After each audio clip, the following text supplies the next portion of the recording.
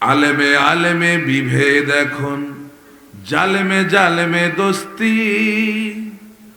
আলেমে আলেমে বিভেদ এখন, জালেমে জালেমে দোস্তি।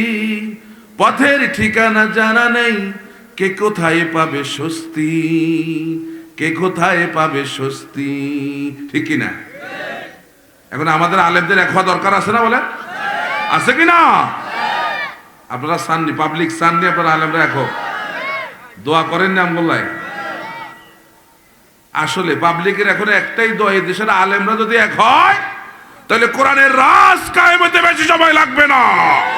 ঠিক কিনা? কোরআনের রাজ কায়েম হওয়ার জন্য পরিবেশ উন্মুক্ত হচ্ছে দিন দিন। এখন আমাদেরকে কাজ করা লাগবে, ঘরের মধ্যে বসে থাকলে হবে না। কোরআন দিয়ে দেশ চলুক, কোরআন দিয়ে দেশ চলুক, শুধু এই তসবিহ জপলে হবে না। কোরআন দিয়ে দেশ চলবার মতো সেই পরিস্থিতি আমাদেরকে সৃষ্টি করা লাগবে। ঠিক কিনা বলেন? সমস্ত এলাকায় সৎ এবং যোগ্য এবং নামাজি নেতৃত্ব প্রতিষ্ঠিত করা লাগবে। ঠিক নয় কি?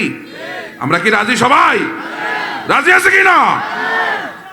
আর কেউ যেন আমাদেরকে নির্বাচনের আগের দিন 500 টাকা দিয়ে আমার ইমান কিনতে না পারে। কিনেনি আপনাদের এলাকায়? 500 টাকা দিয়ে ইমান কিনে? কার কারটা কিনছে হাত উঠান তো দেখি। এখন কেউ করতো না, এটা জানি তো আমি। মানুষ কত কিছু বেচে, আবার সর্বশেষ ইমানও বেচা শুরু করছে। আল্লাহ হেফাজত করে, বলেন আমিন, বলেন আমিন। প্রিয় ভাইরা আমার, তাহলে আল্লাহকে বাদ দিয়া অন্য কাউকে বন্ধু বানালে সে বন্ধুত্ব বেশি দিন, আর এই বন্ধু আমার কোনো উপকার করতে পারে। এজন্য রাসূল বলেন, আন্নাসু আলা দীনে খালিলি, মানুষ তার বন্ধুর আদর্শে গড়ে ওঠে। ফালিয়ানজুর মাইয়ু খালিল, সুতরাং তার দেখা উচিত সে কাকে বন্ধু বানায়। তাহাজ্জুদ গুজার যদি চোরের বন্ধু বানায়, সে আর তাহাজ্জুদ গুজার থাকবে? সেও একদিন চোর হয়ে যাবে। চোর যদি তাহাজ্জুদ গুজারকে বন্ধু বানায়, তাহলে ও আর চোর থাকবে না, ও তাহাজ্জুদ গুজার হয়ে যাবে। এজন্য বন্ধু বানাতে হবে নামাজি বন্ধুকে। ঠিক কিনা? যে বেনমাজির বন্ধু বানাইলে আপনিও বেনমাজি হয়ে যাবেন। সুদখোর আপনি বন্ধু বানালে আপনি একদিন সুদখোর হয়ে যাবেন। ঠিক নয় কি? এজন্য বন্ধু নির্বাচনে সবসময় সতর্ক থাকতে হবে। আমি কাকে বন্ধু বানাচ্ছি? কে আমার বন্ধু হবে? যে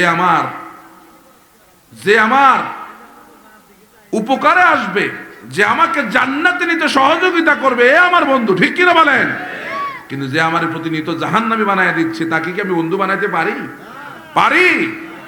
এজন্য বন্ধু নির্বাচনে সতর্ক থাকা লাগবে। প্রিয় ভাইরা আমার, সূরা আনকাবুত আমরা আলোচনা করছিলাম।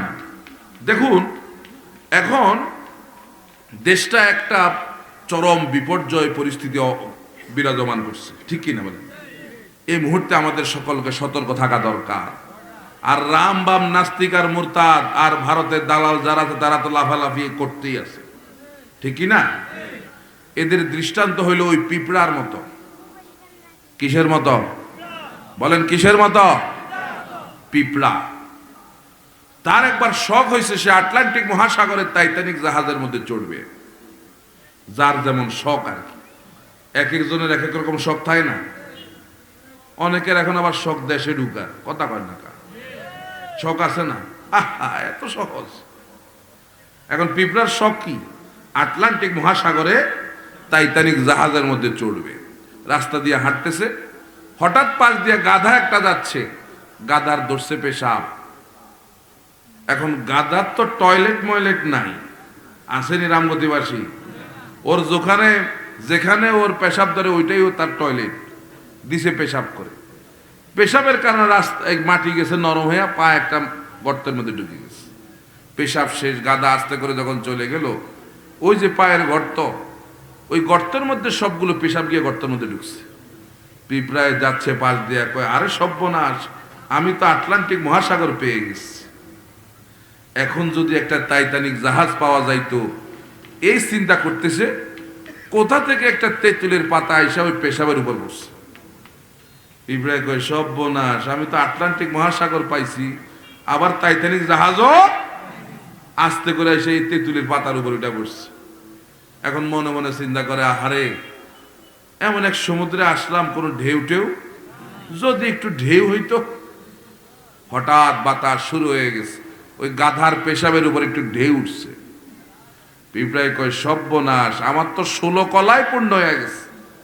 আটলান্টিক মহাসাগর চাইলাম, সেটাও পাইলাম, টাইটানিক জাহাজ চাইলাম, সেটাও পাইলাম, আবার এমন সমুদ্র মরা না, ঢেউও আছে।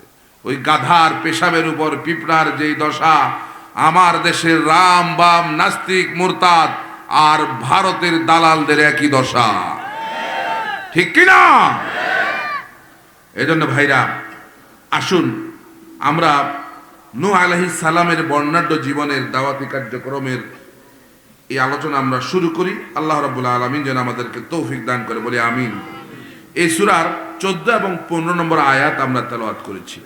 আল্লাহ রাব্বুল আলামিন বলছেন, ওয়ালাকাদ আরসালনা নূহান ইলা কওমিহি ফালাবিসা ফীহিম আলফা সানাতিন ইল্লা 50 আমা।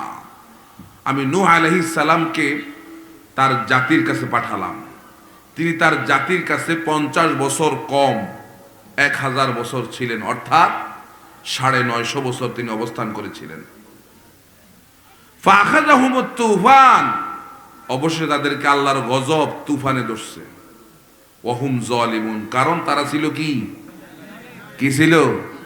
তাহলে জালেম হইলে যে আল্লাহর গজব আসে, এটা আল্লাহর কোরআন প্রমাণ করে না? করে কি না? ওরা ছিল কি? জালেম, এজন্য আল্লাহর গজব তাদেরকে ধরছে। সুতরাং আপনিও যদি মানুষের উপর জুলুম করেন, আল্লাহর গজবের জন্য অপেক্ষা করেন, ঠিক কিনা? ঠিক কিনা? এই জন্য কথা আছে এমন, প্রয়োজনে মাজলুম হও কিন্তু জালেম হইও না। জালেম মানে শুধু দেশের শাসক, শুধু তিনিই জালেম না, অনেক পরিবারের মধ্যেও জালেম আছে। আছে কি না? কথা বলেন, আছে কি না? ভাইদের সম্পদ দেয় না, বোনদের সম্পদ দেয় না, আত্মীয় স্বজনের হক দেয় না, সে নিজে একাই সব খায়, এরকম জালেম আছে না নাই? এরপর আল্লাহ বলছেন, ফাআনজাইনাহু, আমি নূহকে সেখান থেকে মুক্তি দিলাম, ও আসহাবাস সাফিনা, আজ যারা নৌকার মধ্যে উঠছে তাদেরকে আমি মুক্তি দিলাম। তাহলে কি বোঝা যায়? নৌকায় উঠলে মুক্তি পাওয়া যায়? আল্লাহ তো বলছে মুক্তি পাওয়া যায়। এই নৌকা সেই নৌকা, হ্যাঁ এবার বুঝছে। আমি এটার বলি এইভাবে, কোথায় ওয়াশিংটন আর কোথায় ছাগলের টং। কি? কোথায় ওয়াশিংটন আর কোথায় ছাগলের টং? বুঝেননি আপনার ছাগলের টং? এরপর আল্লাহ বলছেন, ওয়াজআলনাহা আয়াতাল লিল আলামিন, আর আমি এই ঘটনাটা বিশ্ববাসীর জন্য একটা শিক্ষণীয় ঘটনা হিসেবে দিয়ে দিয়েছি। সুবহানাল্লাহ বলেন। তাহলে এ হলো আমাদের তেলাওয়াতকৃত আয়াতের সরল তরজমা। আমরা ব্যাখ্যায় যাচ্ছি। প্রিয় ভাইরা আমার, নূহ আলাইহিস সালাম, আল্লাহ রাব্বুল আলামিন তাকে ইরাকের মুসেল নগরীতে পাঠাইছেন। কোথায়? ইরাকের মুসেল নগরী।